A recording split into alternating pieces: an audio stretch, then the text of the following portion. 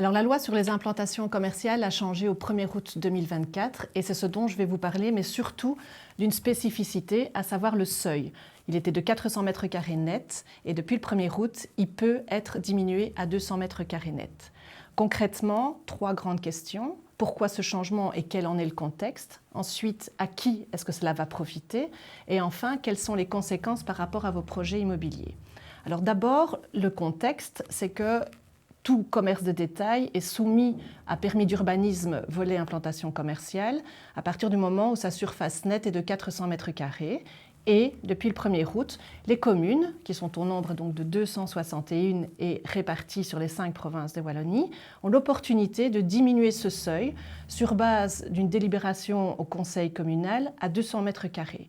À date, nous avons recensé 28 communes qui ont décidé de diminuer ce seuil. À noter, c'est qu'il n'existe pas de liste officielle de ce recensement de communes, donc nous collectons ces informations au fur et à mesure pour vous les transmettre. Ce changement ne doit pas être vu comme une limite, comme une restriction au niveau de votre développement commercial, mais ça doit être vu sous un autre angle. Bien sûr, l'impact commercial et également du bon aménagement du territoire.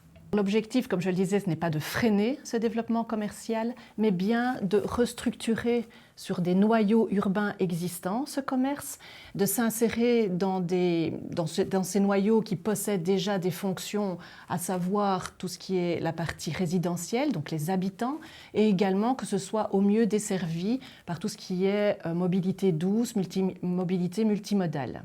Alors, à qui est-ce que cela va servir?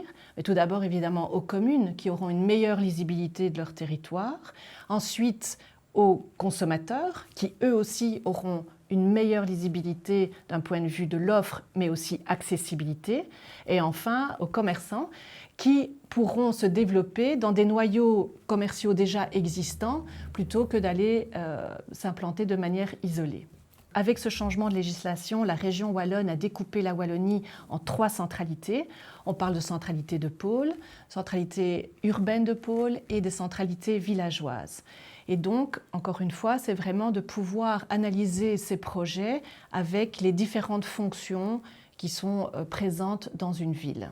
Cette diminution du seuil ne doit pas être vue comme un frein, comme une limitation dans votre développement commercial, parce que si votre projet est bien localisé, qu'il est bien argumenté, qu'il a une cohérence d'un point de vue commerce, c'est-à-dire par rapport à l'offre, par rapport à la demande et également par rapport au territoire, il n'y aura évidemment a priori aucun problème au niveau des autorisations.